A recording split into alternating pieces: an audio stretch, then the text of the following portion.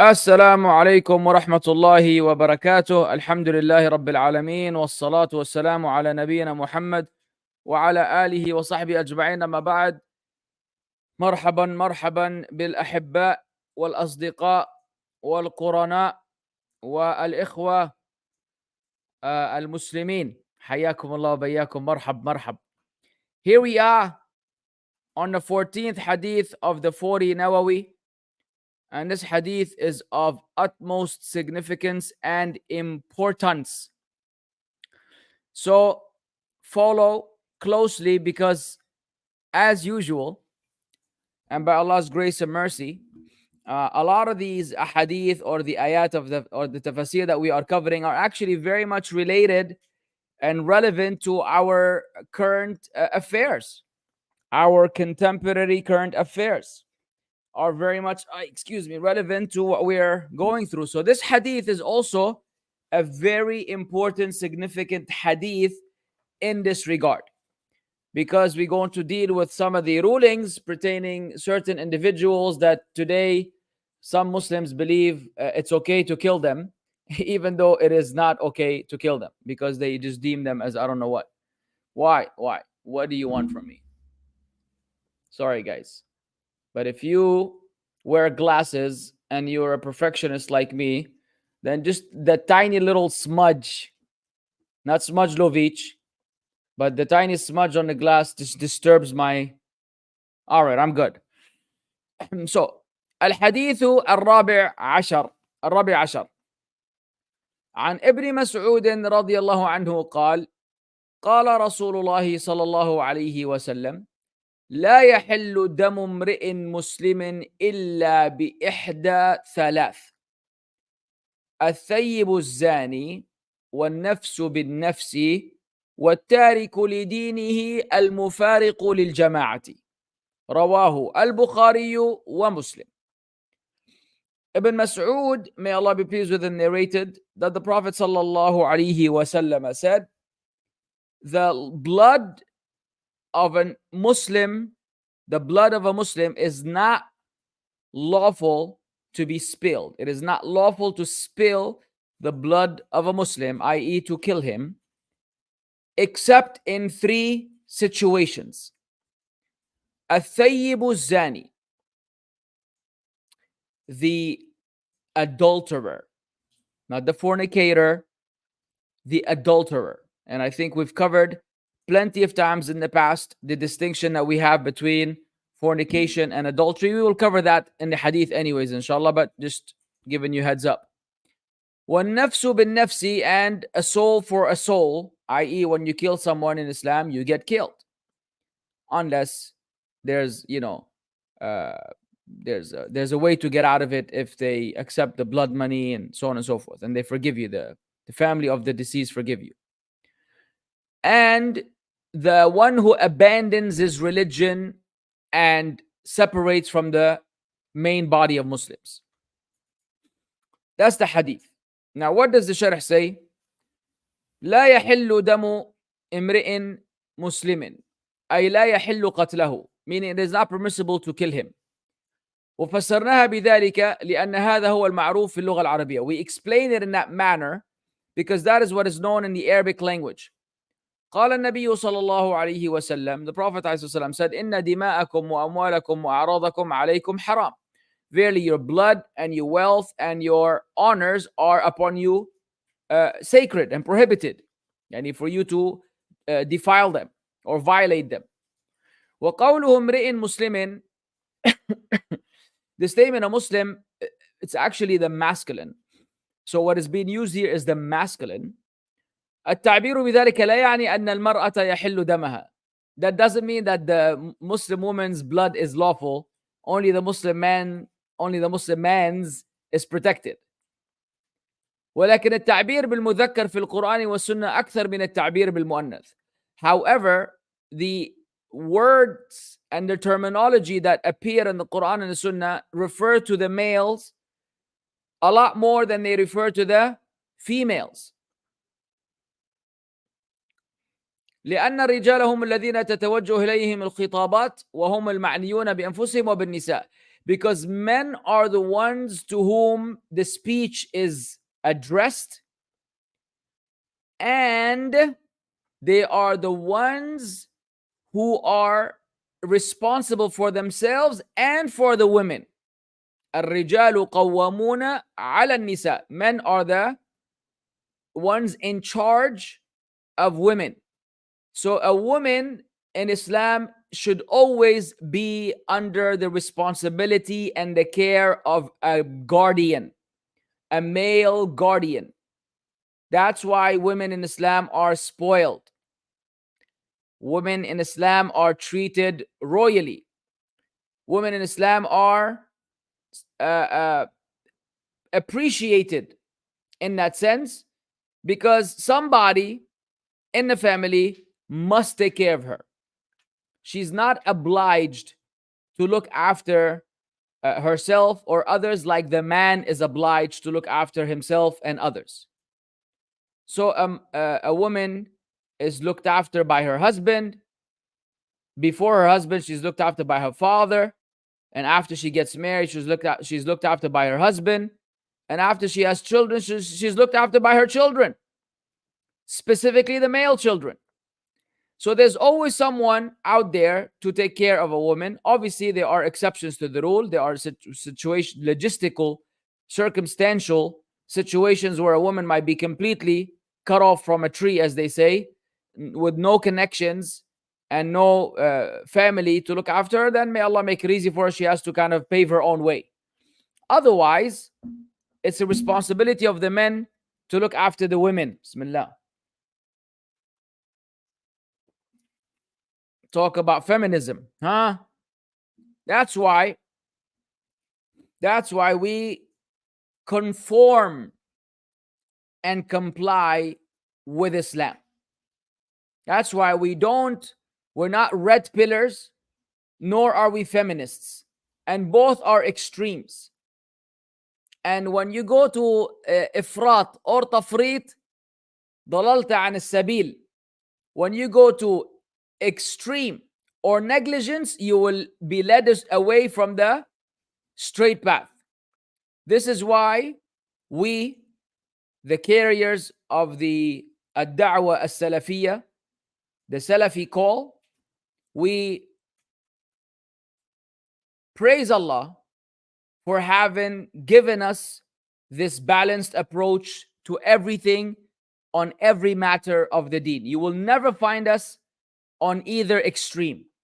We're never on the extreme end, the exaggerated, the radicalized, nor will you find us on the negligent, those with lack of concern to the matters of the deen. In everything, Muslim rulers, for example, we're in between. I don't go to the point of praising any evil that a Muslim ruler will do. I will never praise an evil or act like it's all good. We call out. The haram is haram. When people ask us what is the ruling on this and what is the ruling on that, we say it. Halloween is haram and National Day is haram and we say it loud and clear. But we do so in line with the Sunnah. I don't have to call out the ruler who's involved in this, because that would be exactly what the Khawarij would do, who are the other extreme. So some will say, oh, it's okay, just shh, don't say anything. Pretend that it's halal when it's haram. That's negligence. Another will say, call him out and, publicize the sin and, spread the word. We say no. We're right in between. And I could go on forever telling you that, but if you refer back to Al-Aqidah Al-Wasitiyah, you will see how Ahl Sunnah wal Jama'ah are the embodiment of the statement of Allah, وَكَذَلِكَ جَعَلْنَاكُمْ أُمَّةً وَسَطًا. And such we have made you a middle path nation. Al-Muhim. وَقَوْلُهُ مُسْلِمٍ أي داخل في الإسلام. So the term Muslim meaning someone who had entered Islam. إلا بإحدى ثلاث, except by three. يعني بواحدة من الثلاث, meaning one of those three. The person doesn't have to do all three, because that would be wild.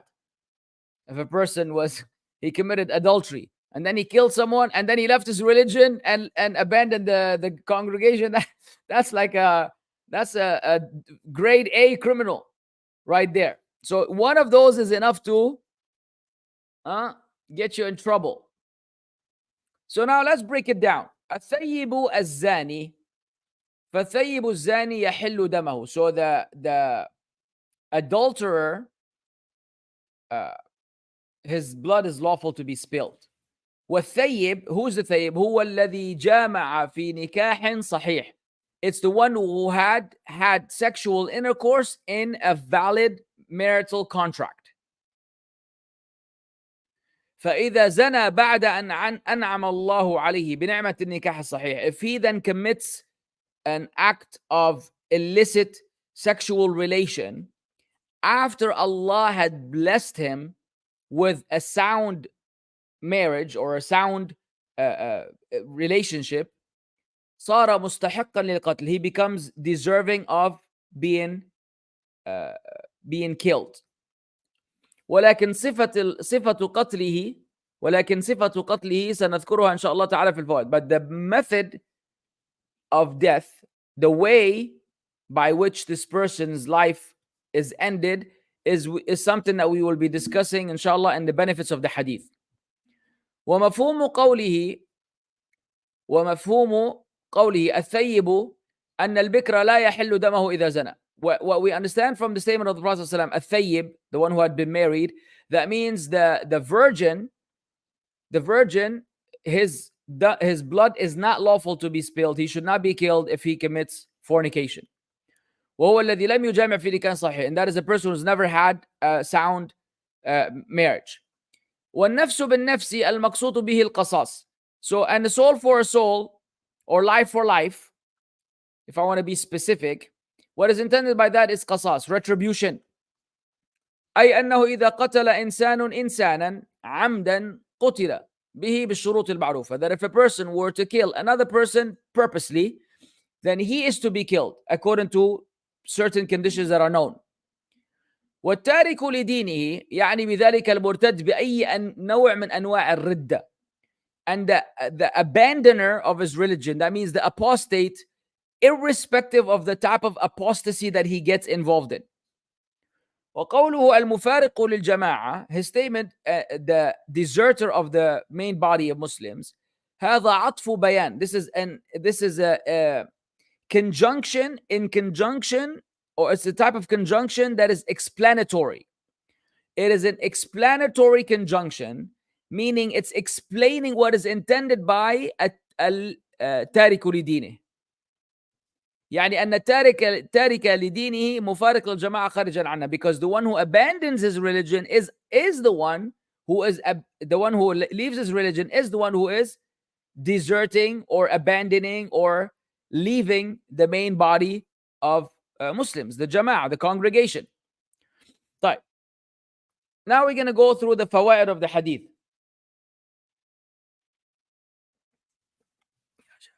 من فوائد هذا الحديث, among the benefits of this hadith, 1.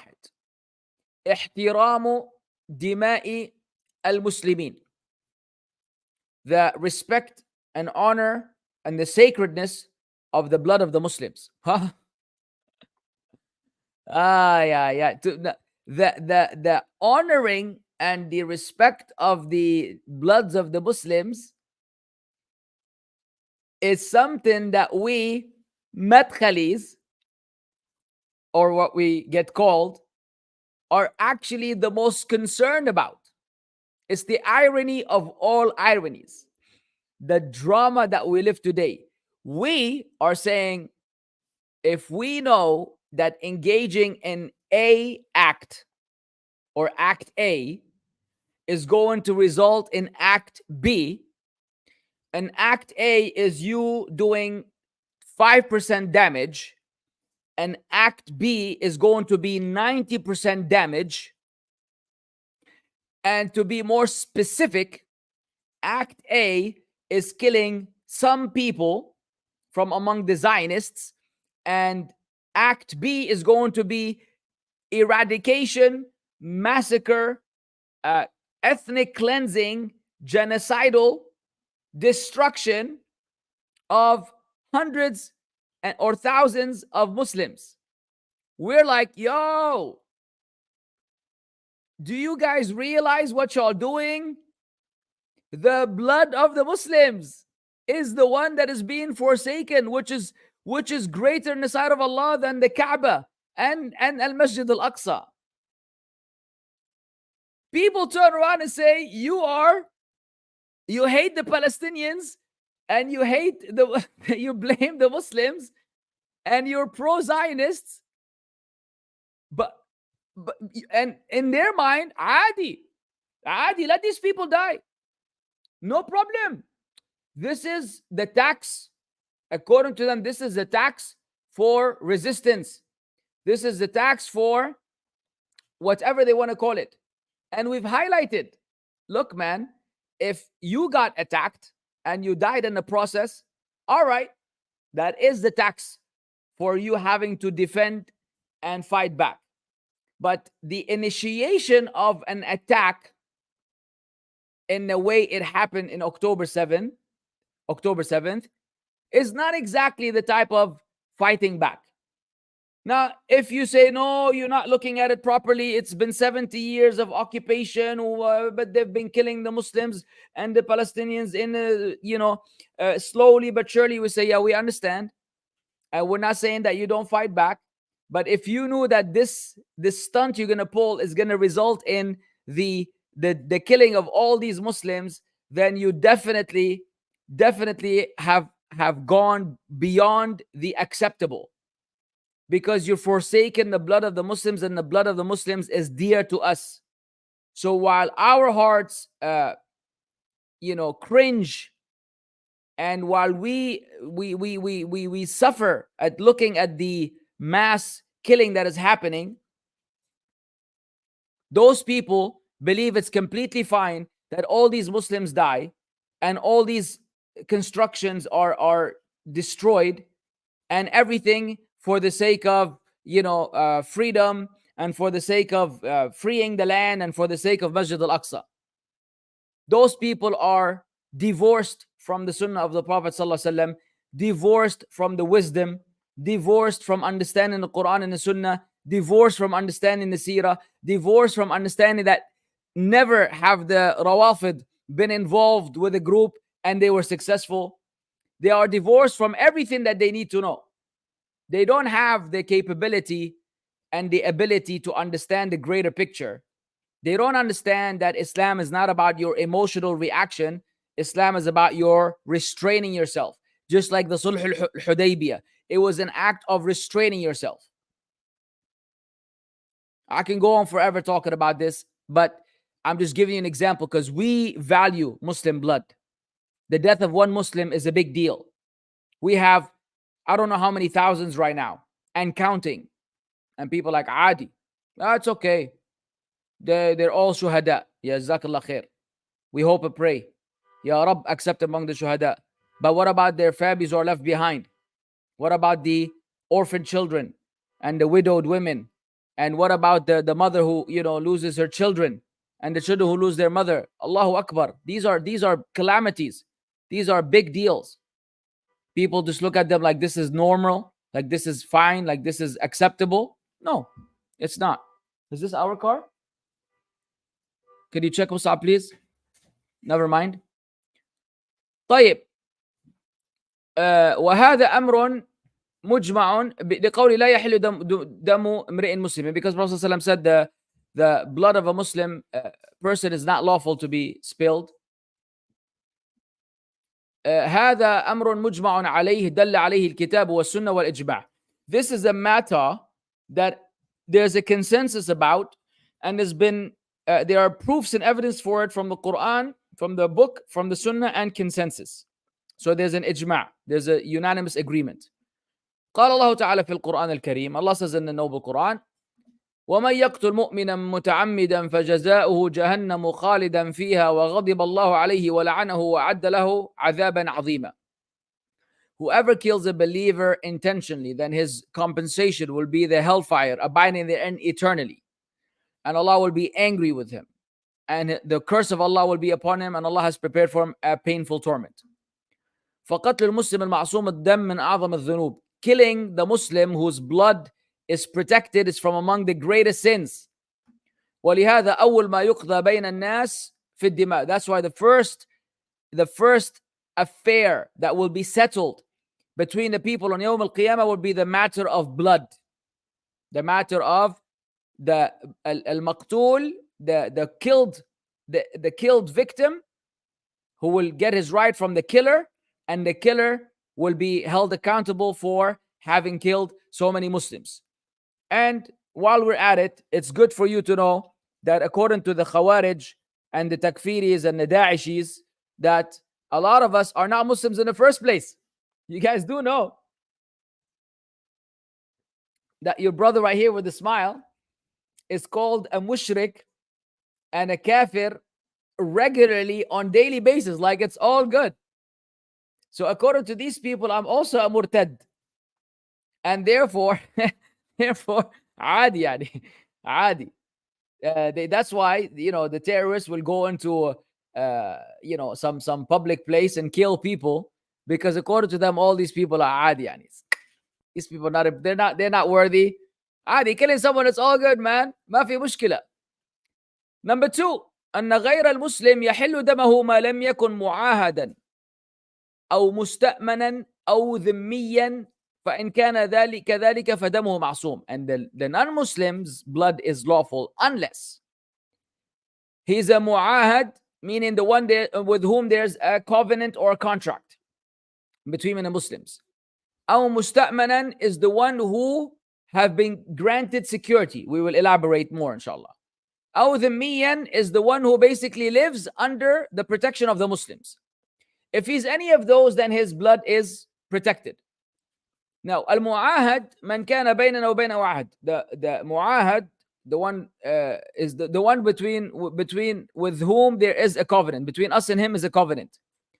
كما جرى بين النبي صلى الله عليه وسلم وقريش في الحديبية, like the covenant that happened between the Prophet ﷺ and the Qurayshis in the Sulh al-Hudaybiyah. والمستأمن الذي قدم من دار حرب لكن دخل إلينا بأمان. The one who comes from a land with which we have war, but he has entered our land in peace, with security. لبيع تجارته أو شراء أو عمل, because he's selling his business, he's trading, or he's buying, or he has some business.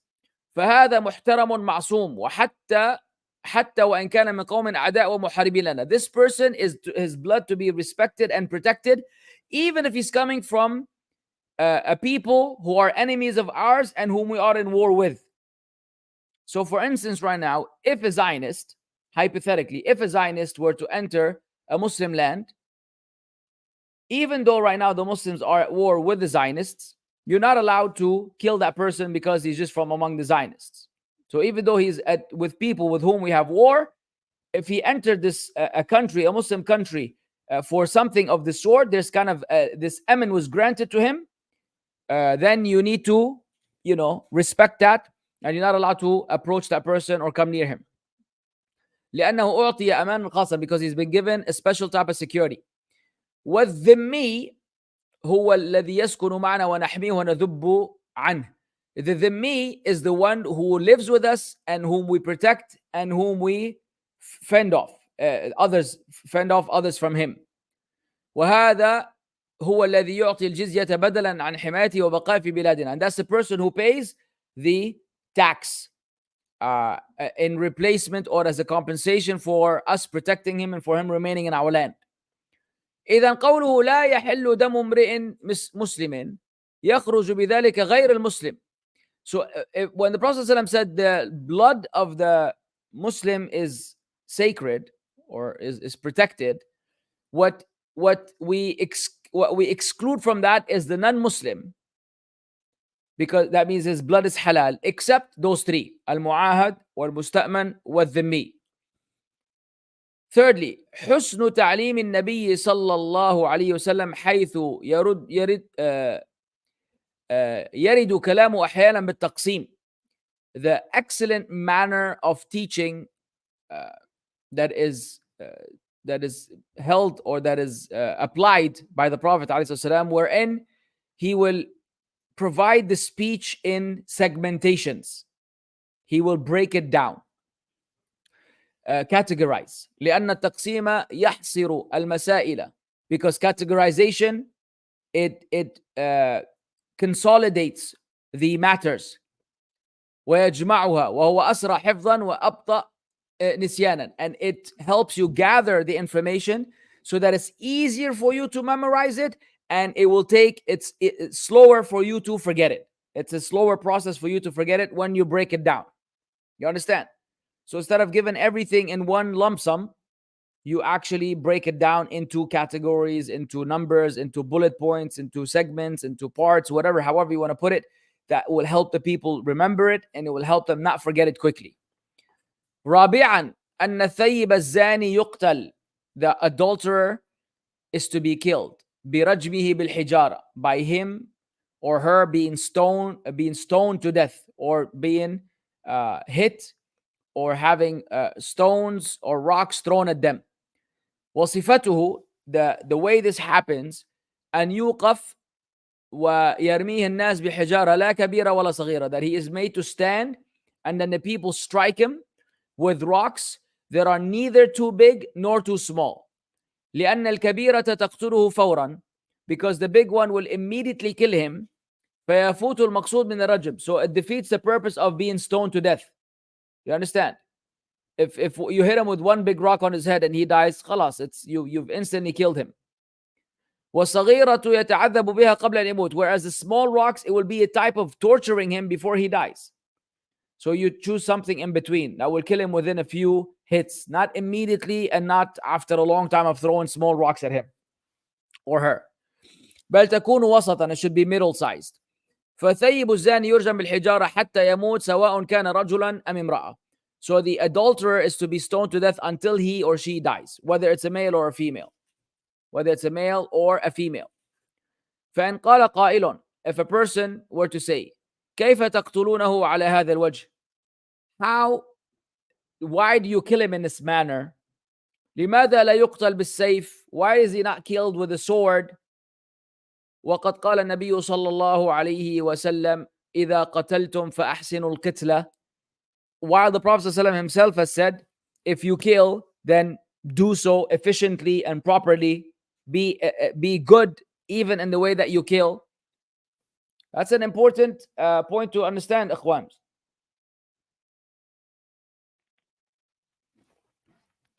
Where people now, they say that stoning to death is barbaric.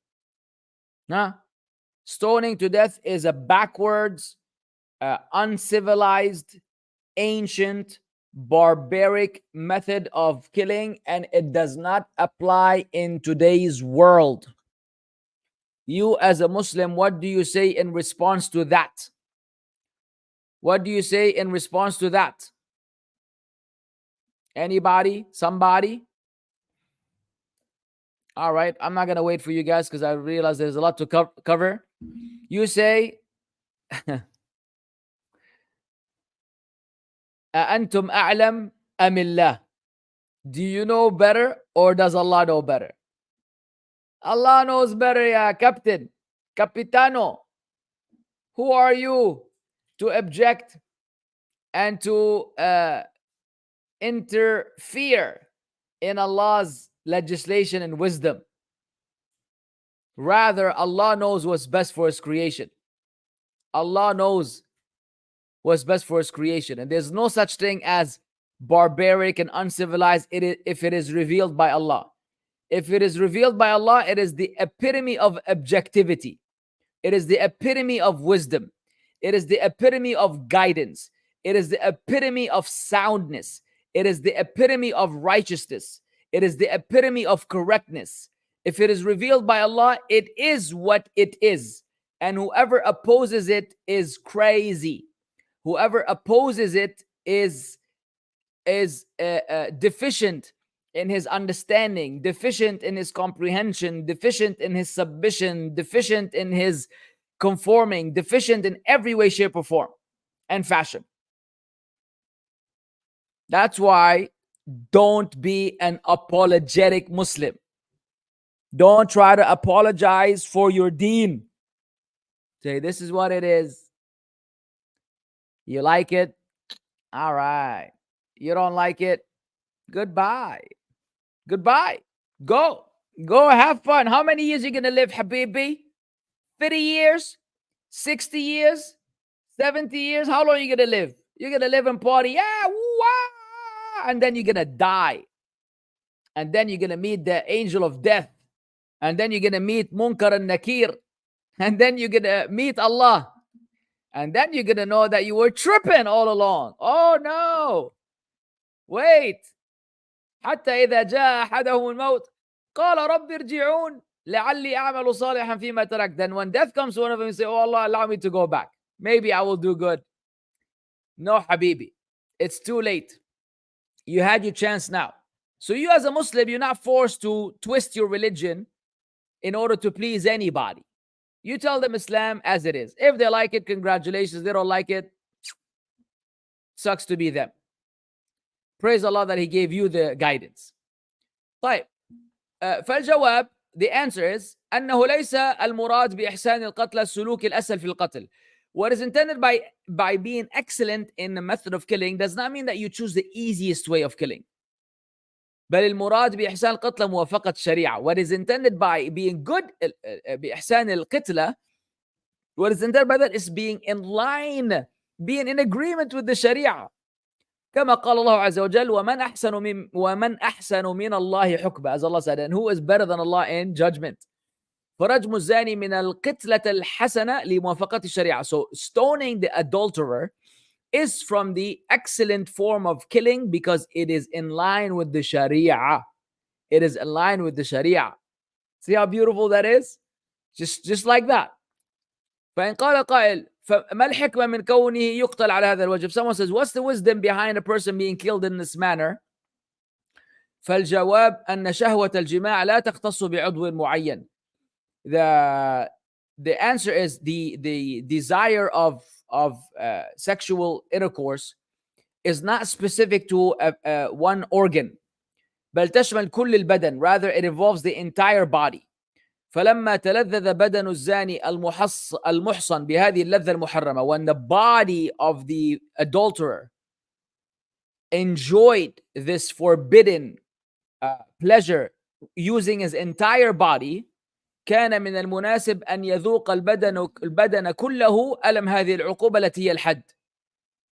Then it is appropriate that his entire body tastes the punishment for that pleasure that he had enjoyed unlawfully, and that is that penal code. فالمناسبة إذن ظاهرة. The relationship and the correlation then is evident. لكن بماذا يثبت الزنا? But how do we affirm the taking place of zina? الجواب يثبت الزنا بشهادة 4 رجال مرضيين. Zina is confirmed.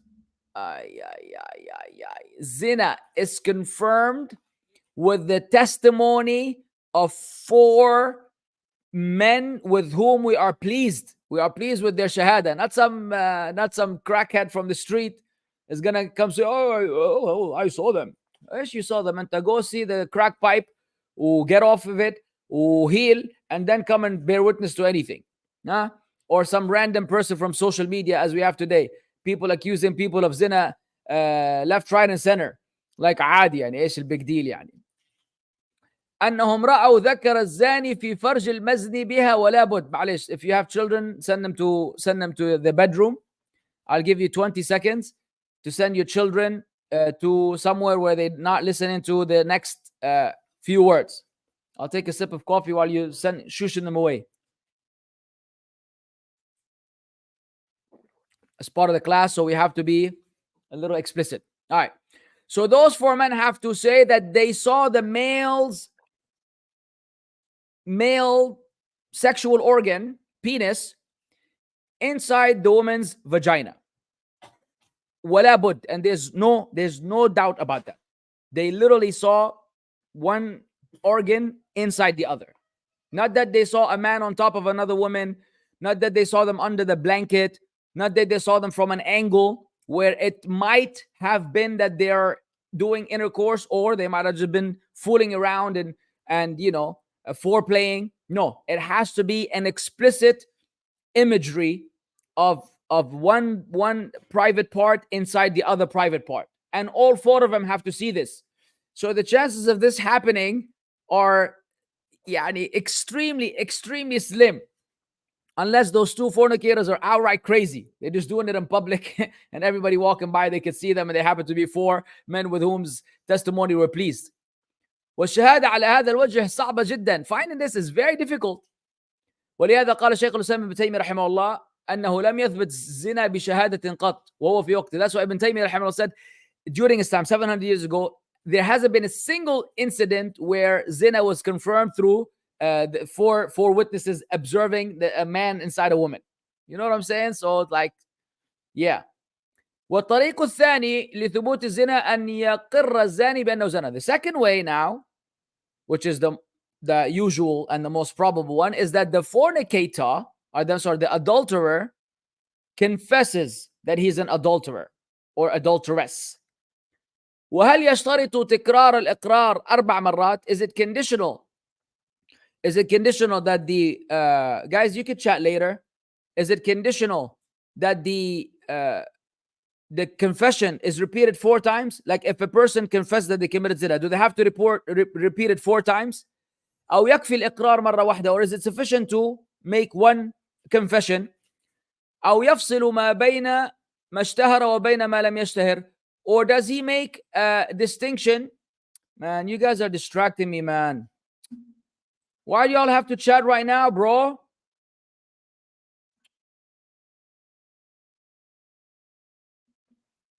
Guys, please, man. Yeah, Jama'at al-Khair, please. I cannot. I'm torn. I leave the chat open in case there's something important. You guys talk about nonsense or irrelevant stuff. I close it. I'm always, you know what? If there's something important, just let me know. I'm not gonna look at the chat. I'm gonna put my PDF on top of the chat. Meanwhile, stop chatting. Focus on the class for Allah's sake. What's that urge? Imagine you're having a surgery and the doctor's operating on you. You're not supposed to move your body. You go and move your body. You know, when you're at the dentist and they have some tool up your mouth, and if you move, he might chop off your tongue. Just sit still, man. Sit still. It's a dars. It's a play. It's not a playground. It's a dars. Relax. I don't even know what I'm saying anymore. Or do we make a distinction between that which has become known to the people or that which is unknown? في هذا خلاف بين أهل العلم. So there's a difference of opinion among the scholars regarding this particular issue. فمن قال لا بد من التكرار استدل بقصة ماعز بن مالك رضي الله عنه.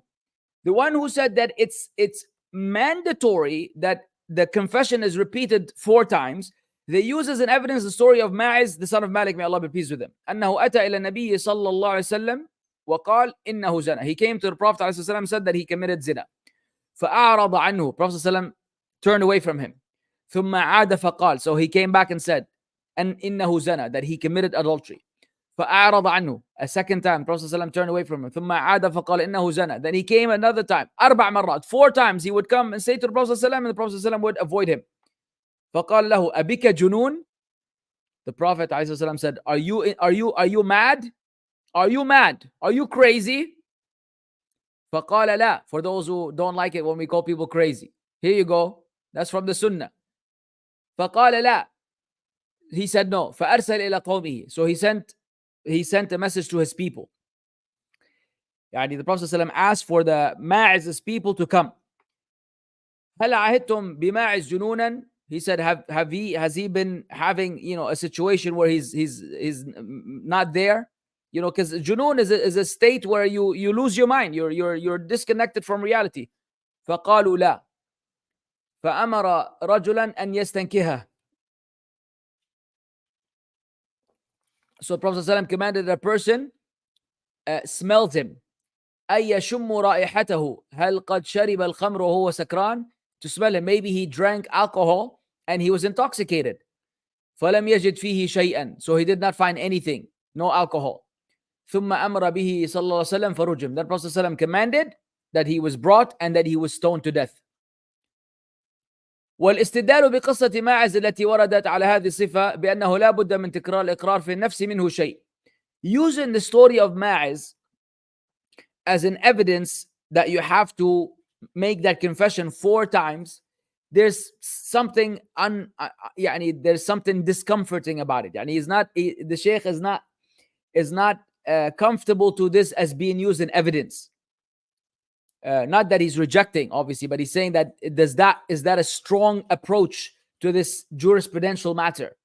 لأن ظاهر القصة أن النبي صلى الله عليه وسلم لم يقبل منه الإقرار في أول مرة لكونه شاكا فيه حتى استثبت, because the apparent aspect of the story is that the Prophet ﷺ did not accept his confession the first time because he was doubtful about him until he made sure that there was nothing wrong with the man, he was not crazy.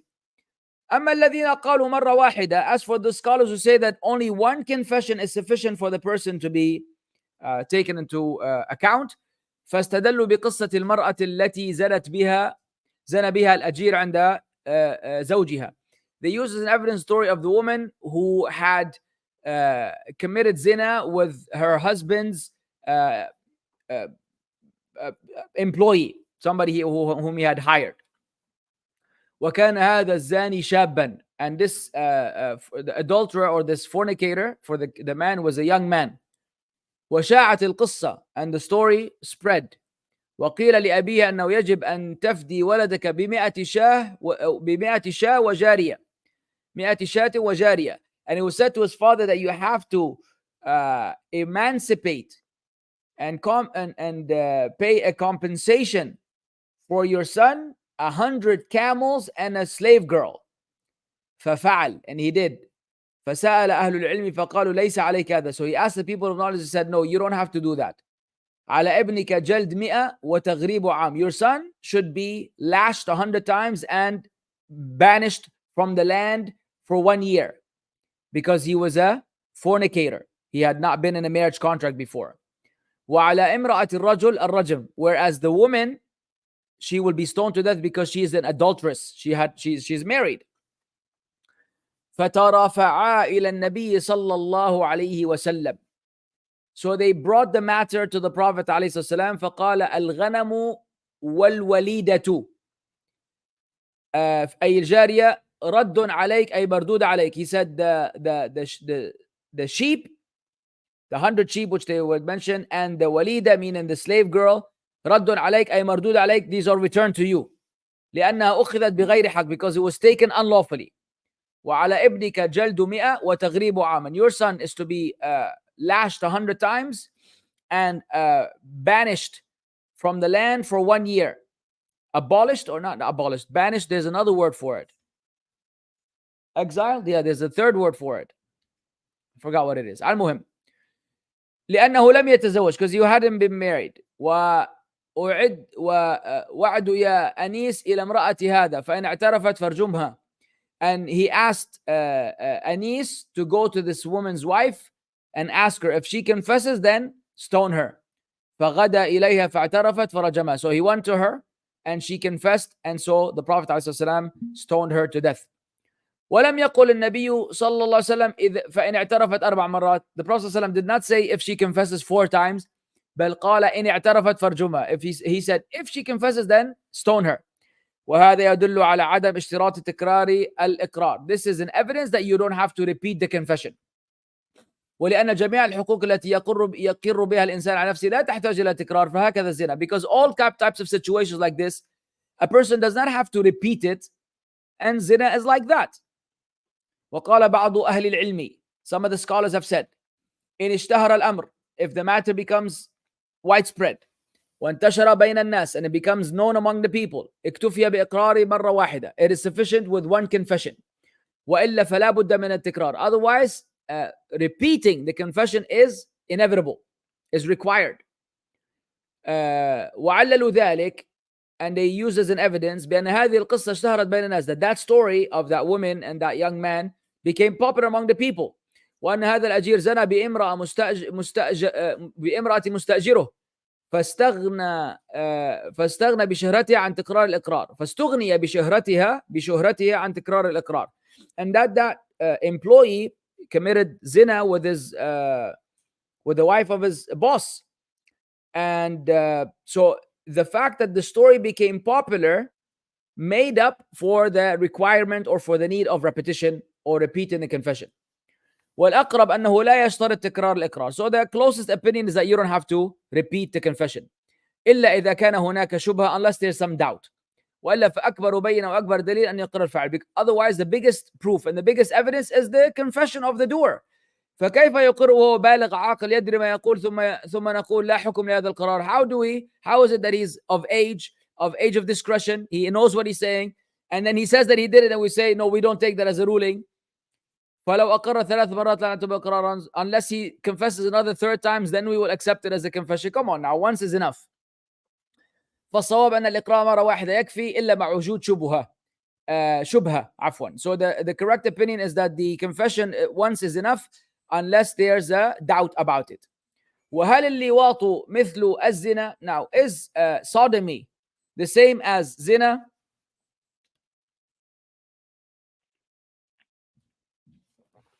This is why we use smartwatches, ladies and gentlemen, brothers and sisters. A smartwatch does not behave like these old watches that have no brain. A watch every day wants to go and go beep, beep, beep, beep, beep, beep, and they don't even know how to snooze it or silence it. A smartwatch, right now, if my phone rings, I go like this, it will silence the phone call. Come on now. So, is sodomy or homosexuality the same as zina? Yeah. فالجواب نعم مثل الزنا بل أخبث. It is like zina, rather it is more wicked. It is filthier actually. خبث is filth. So sodomy or homosexuality is actually filthier than mere adultery or fornication. فاللواط لا يشترط أن يكون اللائط أو الملوط به ثيبا. For the sodomy, for homosexuality, there's not even a condition that whether the person had been married before or not married before. Excuse me, it doesn't matter. وإنما يشرط أن يكون بالغين بالغين عاقلين. وإنما يشترط أن يكونا بالغين أو بالغين عاقلين, because it's two. That actually what is required is that they're both of age and of sound intellect. فإذا كانا بالغين عاقلين أقيم عليهما الحد. If they're both of age and they're not insane, they're intellectually sound, then the the penal code and the ruling is applied to them. والحد, what is the حد now? قال فقهاء الحنابلة, the Hanbali jurists said, الحد كحد الزنا. The ruling is the same ruling as zina. فيرجم الثيب. So the ثيب is to be stoned. ومن ليس بثيب يجلد 100 جلدة ويغرب سنة. As for the one who hasn't that ثيب, the virgin, then he is lashed 100 times and he is expelled for 1 year or banished or whatever. ولكن هذا يحتاج إلى دليل. The Sheikh said this needs an evidence for you to take that opinion. ولا دليل على هذا إلا تعليل عليل. And there's no evidence except a very weak justification. وهو أن اللواط وطأ في فرج محرم فكان الواجب فيه ما يجب بالزنا. And the fact that the liwat is actually committing a sexual act with an unlawful private part, and so then the ruling upon it is the same ruling as zina. لكن يقال هذا قياس مع الفارق. We say this is a type of analogy with a distinction, with a difference. It doesn't apply.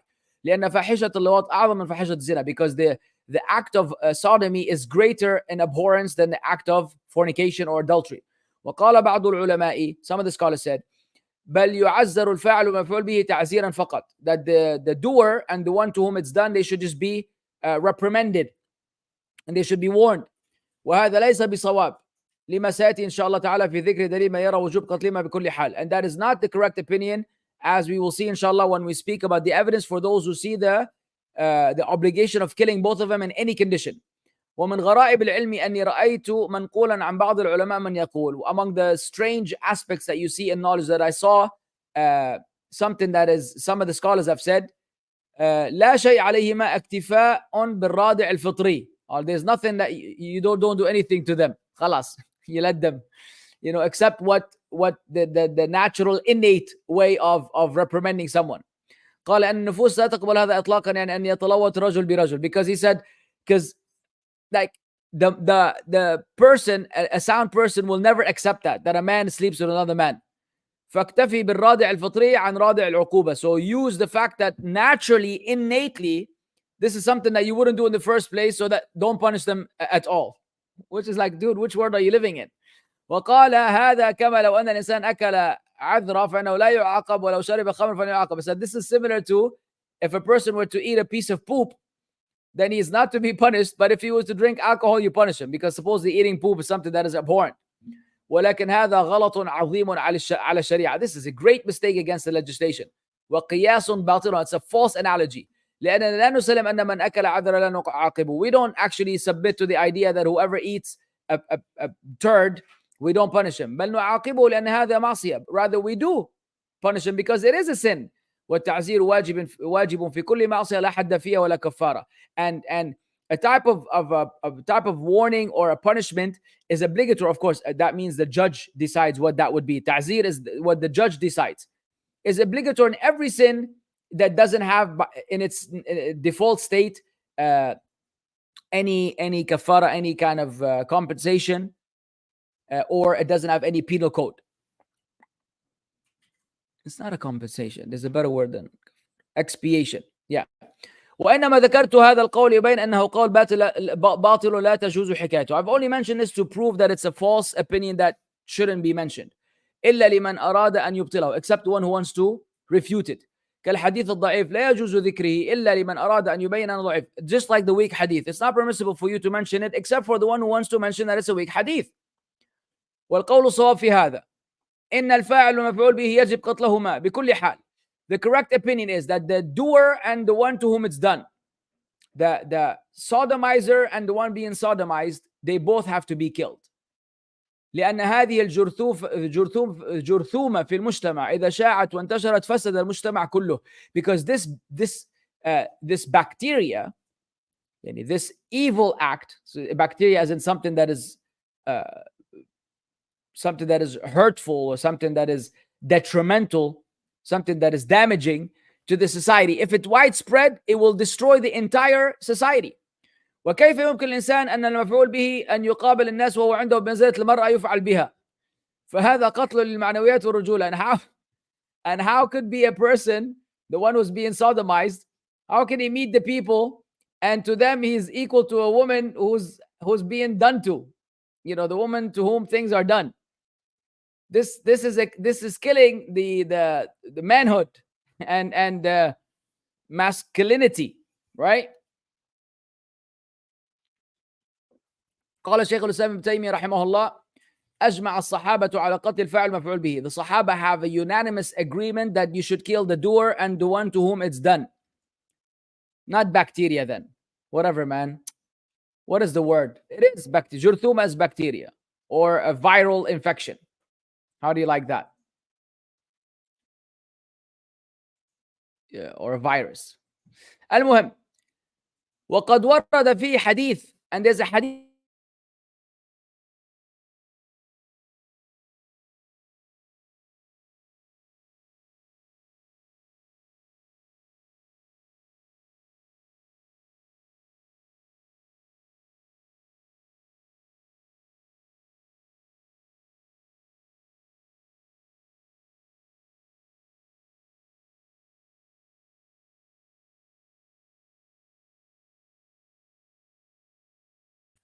Dude, I'm not going to be able to finish the class today. Wow. Yeah, I should stop then. Are we back? We're back. We're back. All right. So it's germs. Thank you. It is germs. It's germs. Oh my God. We already went to the Q&A. Guys, you are wild. I lost the internet for 3 seconds. I come back. You guys are already asking questions. Anyways, it is my cue that I need to stop. Inshallah, we will continue this next week because this is a lengthy breakdown. So we are at the statement of قال شيخ الإسلام ابن تيمية. That would be page 194, please. Page 194. All right, you guys are wild people, man. It's hot. Turn off these lights, man. All right. No, never mind. A brother works as a photographer and video editor.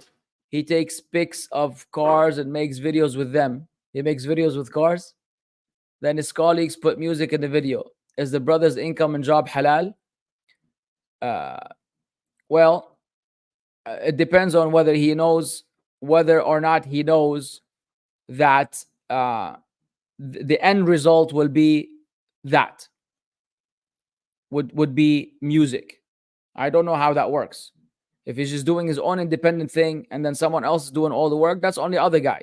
If he's part of the process, he's part of the project, part of the equation, and he knows what's going to happen, then of course he has a problem. Doesn't mean that his entire income is haram, because there are aspects of his job that are going to be halal, or he will be sinful for using music.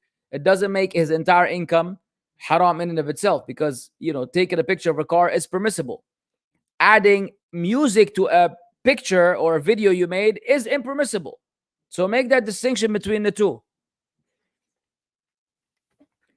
Alaikum salam. I wanted to know what's the ruling on reciting Quran upon the graves when you visit, like Surah Yasin. Is it a bid'ah? Barakallah feek. Yes, it is a bid'ah. How to reply to people who ask how can Islam be a religion of peace if it talks about war?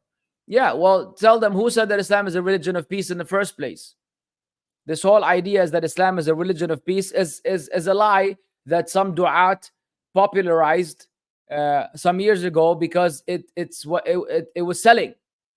It's easy to sell.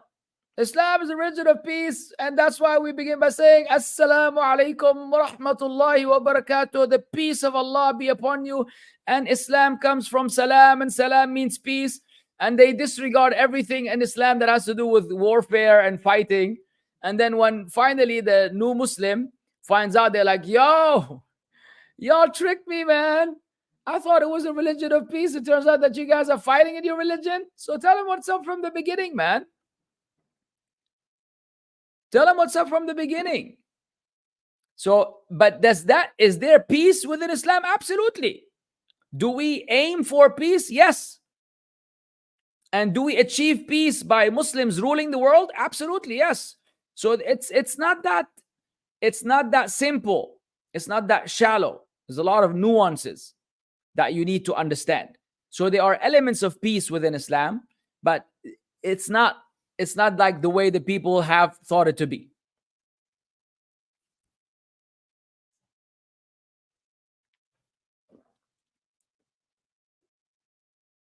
May I ask, is it halal to criticize Riyadh season or statues of Lat Mu'azzah for tourism? Is it halal to criticize them? Where are the statues? Are you talking about the tweet that was posted by a Zionist to spread mischief in the lands? You Dragon Slayer 69, is that a name of a Muslim?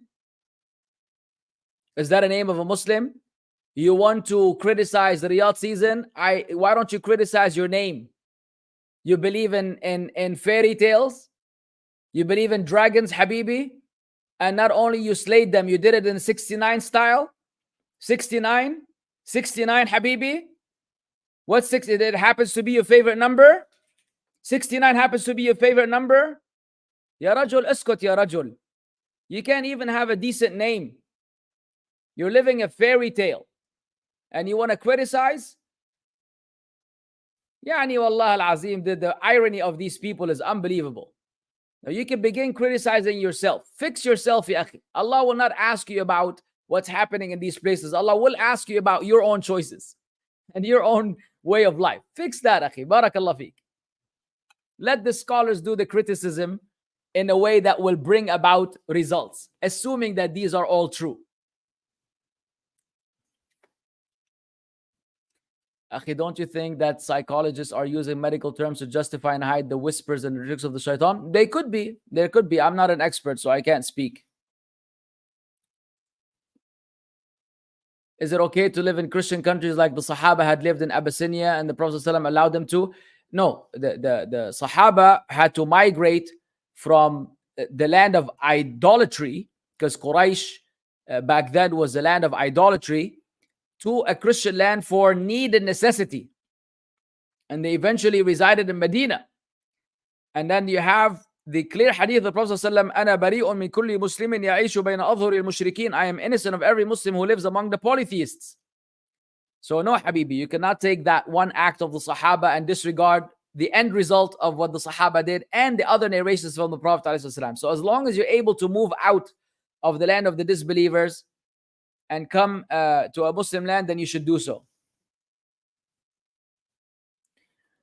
Wa alaikum salam wa rahmatullah. I feel sad for what happened to Shamsi. He should be careful because people like that don't fear Allah. May Allah protect him. And then Ali Dawah making a video and try to blame it on him. Yeah, well, we all feel bad for a lot of people. Allah musta'an. Salam, I'm a sister. Okay, wa alaikum salam. My brother wants to deal with his depression and other issues by himself. He wants to be a self-sufficient and capable man. I just want him to let me in because I'm worried. Advice, please. I mean, if you're going to force yourself upon him, if you're going to force yourself to be involved and he doesn't want you, then it's counterproductive and it defeats the purpose. Find a way to win him over and allow him to allow you in willingly, not by you forcing yourself in this manner. And if that doesn't work, then you could use other people. If he doesn't want you in the picture, you could use other people who could deliver this message on your behalf.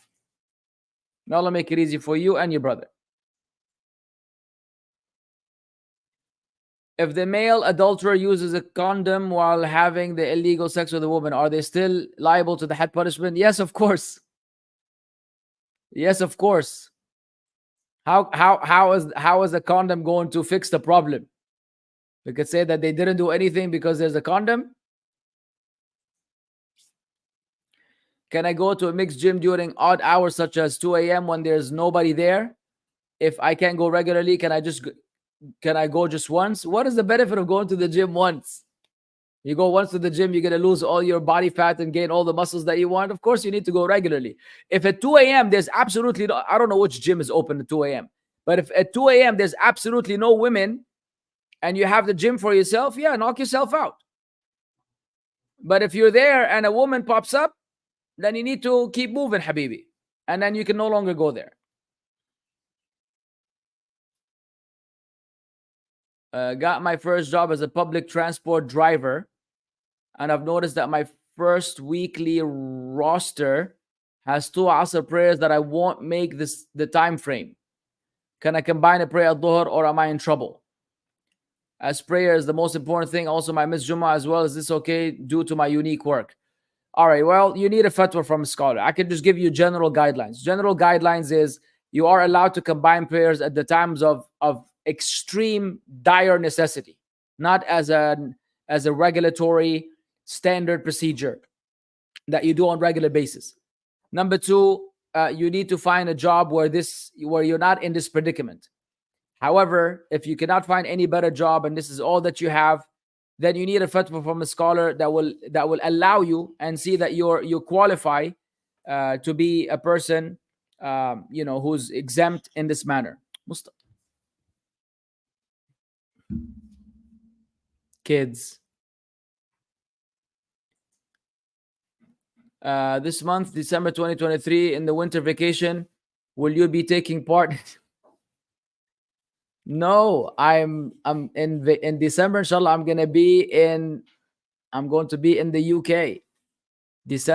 End of December, inshallah, I'll be in the United Kingdom, having a nice conference with our brothers in Masjid Muhammadi in Bradford, the home of the Deobandis. Maulana Halim and Maulana, I don't know what, Osman. Next. A disabled woman suffering with illnesses and in a lot of pain unmarried, doesn't have any income, only have savings for medications, daily need and all. Is she obliged to pay zakah? No, she needs zakah. She is entitled to receive zakah.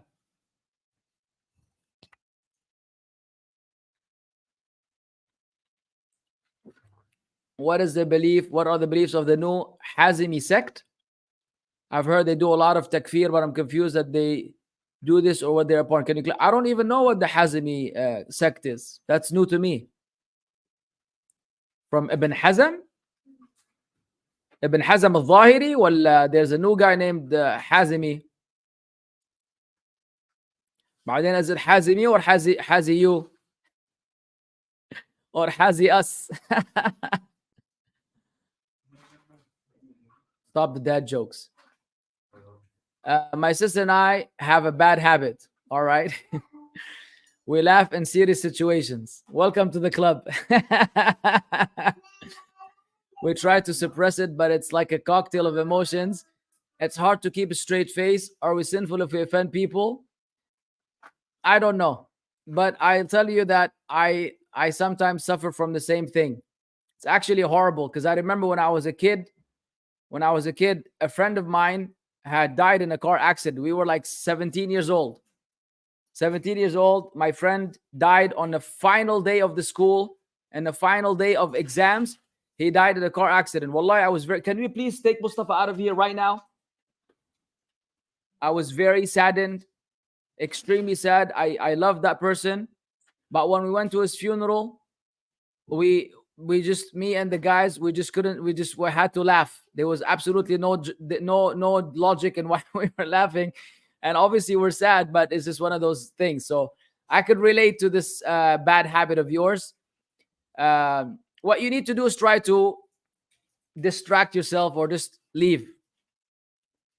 Yeah, I know. I held it in though. I had the urge to laugh, but I didn't make a display of myself, and I was able to run away. No, but it's just one of those things. Hey, barakallah feek. Can we return an item if they don't want it anymore because there's a better option? Yeah, of course you can return an item if you don't want it anymore, if there's a better option. Why not?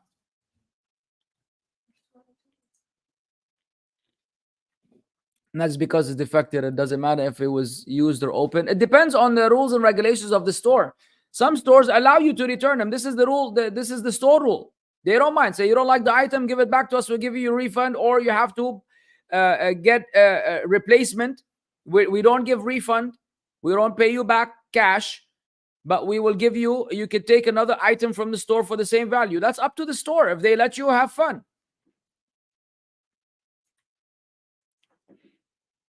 Salam, bro. Alaikum salam. What can a son do regarding a father who behind his son's back already set up a nikah 1 year ago? Nice. Gave son's number to the future wife? Nice. And comes at the end saying, marry or it's a sin. That's a gangster father right there. Allah, doing all the work for the child. Man, if I was that son, I would be kissing my dad's forehead and massaging him for like days on end for having been such a graceful father, doing all the work for me. All I have to do is just get married. But that's me. You got a problem with it? I don't know, man.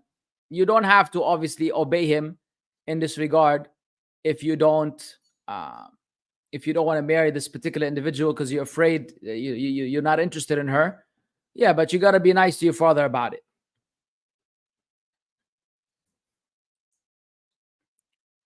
Salam alaikum, salam. I have my wedding party. Everything went according to how I want, according to Sunnah. Among the women, there's a doof. Mashi, there's a deaf, and also music. But my mother wants music because she's happy for me. La ilaha illallah. We're back to this discussion, ya Haddoz. But I'm against this. And she said that I take upon myself the sin. Am I free from the sin of this because of my intention? Yeah, it's on your mom. If she wants to take care of the sin from A to Z, she can, but it's your wedding, so you should be the shot caller, no? So even if she wants to do it on her own, you're the shot caller. So you call the shots and you make it happen.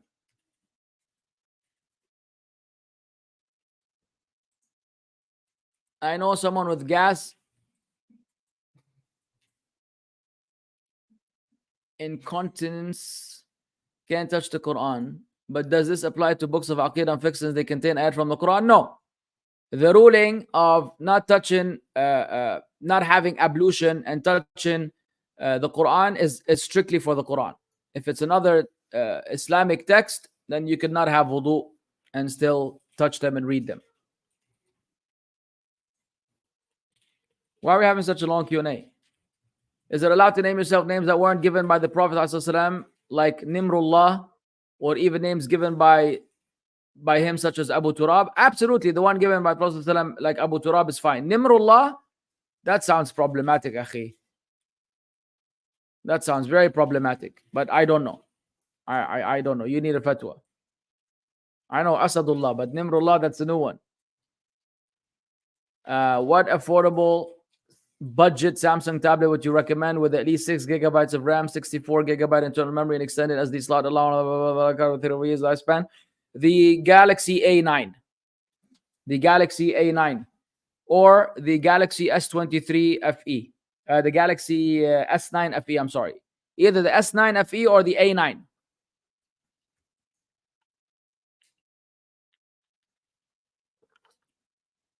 We did this yesterday. And I didn't understand. Can you please give a message to the foolish and feeble-minded Muslims who keep demanding the rulers of Saudi Arabia join UAE to mobilize armies and declare war on Israel? I already answered that. I've said it many times. These people think that they're playing a video game. It is not a video game. It is not that simple. These people are basically calling for World War III, and it's expected to be a nuclear one. So the possible, death of billions of people in the world, adi, to them, adi, because they think that they will be able to eradicate the Zionist state. It's foolishness. It is absolute foolishness. You're not a politician. It's not your problem. If those rulers were expected to do something and they didn't, Allah Azza wa Jal will hold them to account. You mind your business. You're not a ruler. You're not a person of authority. You're not a politician. And you, from your home, from your understanding of pumpkin seeds and sunflower seeds and cashews and walnuts, from your understanding, you could think that this is the right thing to do, but you have no idea.